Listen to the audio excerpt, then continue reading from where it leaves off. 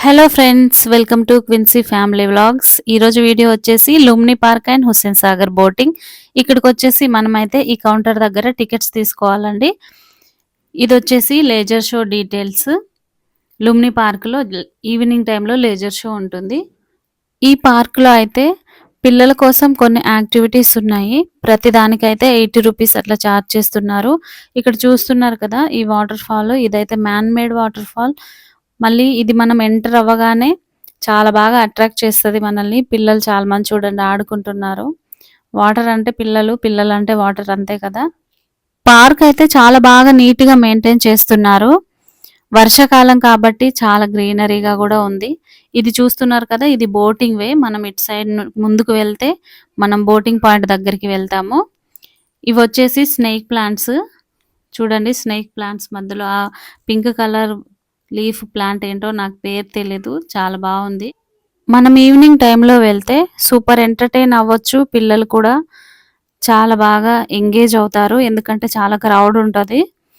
ఇక్కడొచ్చేసి మనము బోటింగ్ కోసం అయితే టికెట్స్ తీసుకోవడానికి వచ్చేసాం. ఇక్కడైతే టికెట్స్ ఇస్తారు. అడల్ట్స్‌కైతే 100 రూపీస్, చిల్డ్రన్స్‌కైతే 50 రూపీస్ అయితే ఛార్జ్ చేస్తున్నారు. నేను ఈ బోటింగ్ డీటెయిల్స్ అన్నీ, ఇంకా వేరే వేరే స్పీడ్ బోట్ అవన్నీ కూడా ఉన్నాయి. వాటికి ఎంత ఛార్జ్ చేస్తున్నారు అవన్నీ నేను డిస్క్రిప్షన్‌లో ఇస్తాను. మీరు ఒకసారి చెక్ చేయండి. ఇప్పుడు మనమైతే బోటింగ్ ఎక్స్‌పీరియన్స్ చూద్దామండి. ఇక్కడొచ్చేసి లైన్ ఉంది. ఈ లైన్ ఒకరి తర్వాత ఒకరు వెళ్లి బోట్‌లో కూర్చోవాలి. నేను ముందైతే సైడ్‌కి కూర్చున్నాను. కానీ చిన్న పిల్లలు ఉన్నవాళ్ళు సైడ్‌కి కూర్చుంటే పిల్లలు ఆడుకొని అటు ఎటు దూకేది తెలియదు కాబట్టి ఆ సైడ్‌కి గ్యాప్స్ కూడా ఎక్కువున్నాయి. సో, నేను మళ్ళీ వచ్చేసి మధ్యలో కూర్చున్నాను.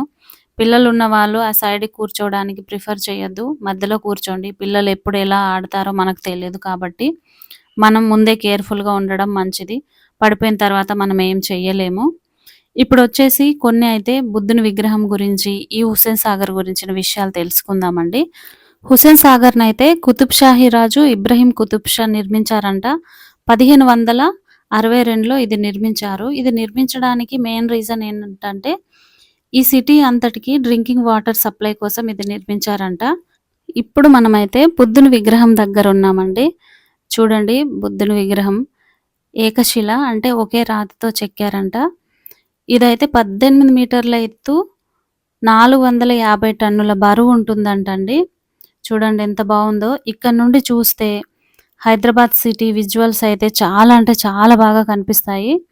మీరు హైదరాబాద్ వస్తే మాత్రం తప్పకుండా ఈ బుద్ధుని విగ్రహం దగ్గరకైతే రండి. వచ్చి ఈ వ్యూస్ అంతా ఎంజాయ్ చేయండి. ఇప్పుడు నేను మీకు చూపిస్తున్నది ఈవినింగ్ టైం. నైట్ టైం అయితే లైట్స్ అన్ని కలర్ కలర్ లైట్స్‌తో అప్పుడు వేరేలా ఉంటుంది. మనం నెక్లెస్ రోడ్ పైనుంచి చూసినా కూడా విగ్రహం మీద లైట్స్ పడుతూ చాలా బాగుంటుంది. ఈ విగ్రహాన్ని ప్రతిష్ఠించిన ఈ రాయి ఉంది కదా, అంటే దాన్ని పీఠం అంటాము. ఈ పీఠం పైన కూడా కొన్ని బుద్ధుని జీవితానికి సంబంధించిన ముఖ్యమైన సంఘటనల్ని చెక్కారిక్కడ. చూడండి, ఒకసారి వ్యూ అంతా మీరు కూడా ఎంజాయ్ చేయండి. ఈ హుస్సేన్ సాగర్ సరస్సు మధ్యలో ఉన్న 18 మీటర్ల ఎత్తైన బుద్ధ విగ్రహం ప్రపంచ ప్రసిద్ధిగాంచింది.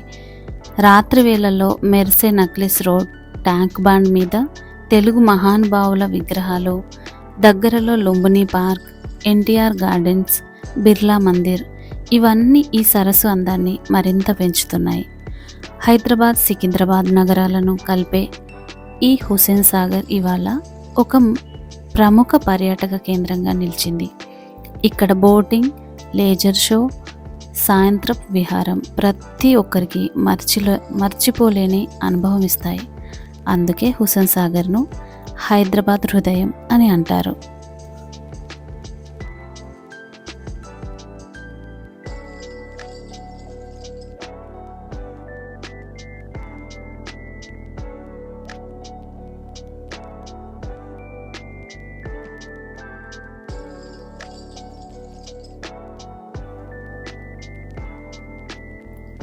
ఇక్కడ నుండి చూస్తే సచివాలయం ఎంత అద్భుతంగా కనిపిస్తుందంటే ఒకసారి చూడండి.